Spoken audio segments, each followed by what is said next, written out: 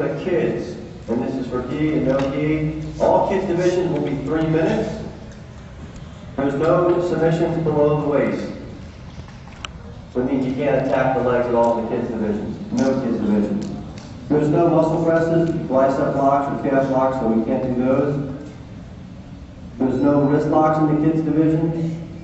They're all general and common arm bars, shoulder locks, collar chokes, non-collar chokes, guillotines. All of those general submissions are all legal and they're all allowed.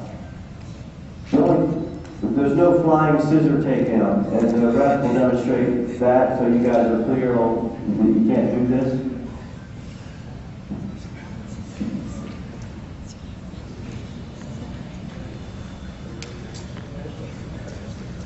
We're not going to fly, but they'll show you how your leg will wrap. So we don't want any of the kids doing that.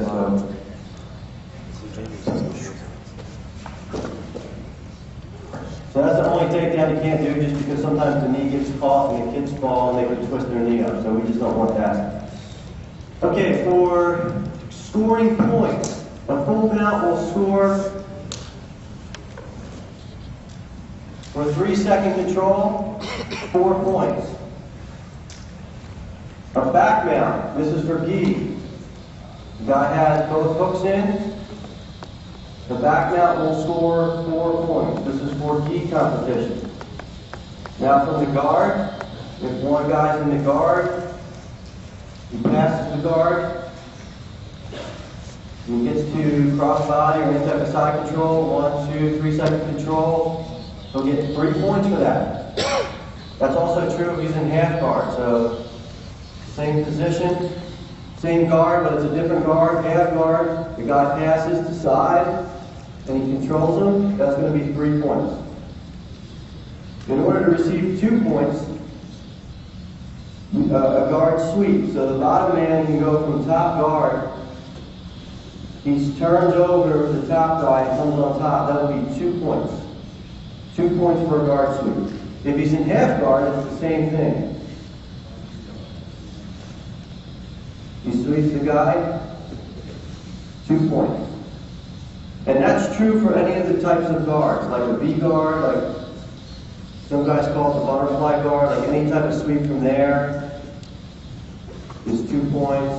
If the guy's just playing an open guard game where he has his feet in the hips or the biceps, and he does some type of sweep or turnover from there, that's going to be 2 points. And any other style guards. If the kids are working X guards, then they know they're doing that, which is good. The other way to get 2 points is for knee on belly, and this is for gi. So if the guy places the knee on the belly, has the left foot or the far foot posted up, the ref will count 3-second control to receive 2 points. And then the last way is from a takedown. Shoots in, 2 points. 2 points.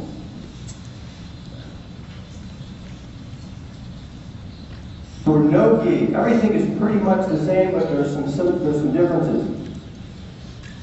In the gi, when you do a takedown, you only get 2 points. With the no gi competition, if you take the guy down and you end up right in the mouth, you'll get 4 points for that takedown.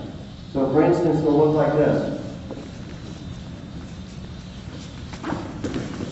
That would be a 4-point takedown. That's a non-gi. In gi, it would just be 2 points. And this happens with the kids. Sometimes they take them down and they're right on their back. So if a takedown like this and the guy goes right to his back, that's a 4-point takedown. 4 points. We already went over what full mount looks like and back mount. 4 points for that. Also with no gi, we'll score a back mount with a figure 4 lock. So for instance,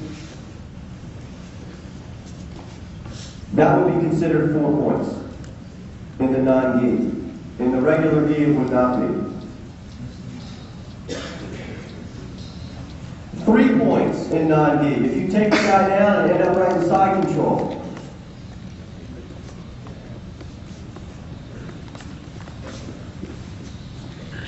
That would be, if he holds him for a good 3 seconds, that would be a 3-point takedown. Now, if the guy takes him down in side control for a second and then the bottom guy gets guard, it's only a 2-point takedown. So if you take a guy down in non-gi, you're definitely getting 2. But if you control him for 3 seconds and you go right into either crossbody or mount or back mount, you'll get those additional points. You also get 3 points if you pass the guard. We already went over what that looked like. If you pass the half guard or the V guard. Any type of guard pass will be 3 points. 2 points. Of course, you take the guy down and you end up in his guard, it will be 2 points. You would also receive 2 points if you do a snap down, go behind. So it looks like this. You snap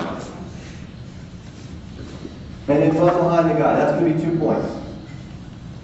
Now, if Pat does that same thing, he snaps Jeff down, but as he goes behind, Jeff sits the guard, that would not be a 2-point takedown. That would be a 2-point takedown.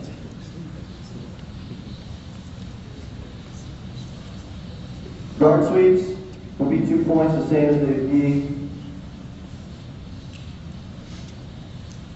Advantages will be awarded during standing fights or on the ground if the athlete attempts a technique with more aggressiveness and initiative, trying takedowns or other finishing moves during the fight, or showing that he dominates the fight most of the time by putting the opponent on the defensive. Advantages to takedowns. When there is a visible loss of balance in which the adversary nearly completes a takedown, a visible loss of balance during an attempted throw will result in an advantage. Advantages will be awarded during ground fighting if the athlete attempts a technique and puts his opponent on the defensive. Advantages will only be used in the case of a tie with points. It means nothing unless there's a tie. And finally, for the anti-stalling rules, you must engage in the grappling match. You can't just back out of the guard or butt scoot or just flee the ring to avoid a takedown or a submission attempt. The referee will just give you a warning the first time. The second offense will result in your opponent being awarded an advantage point. The third time your opponent will get a point, and the fourth time will result in disqualification. We rarely even get past the first offense, just so you guys know. We want everybody engaged in the match. If any of the kids or parents have any questions, feel free to shout it out. We'll get it addressed, and then we'll get our competition started. So if you have a question, let me know.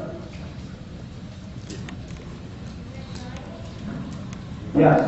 Yeah, all the triangles and the general chokes, leg triangles are all fine.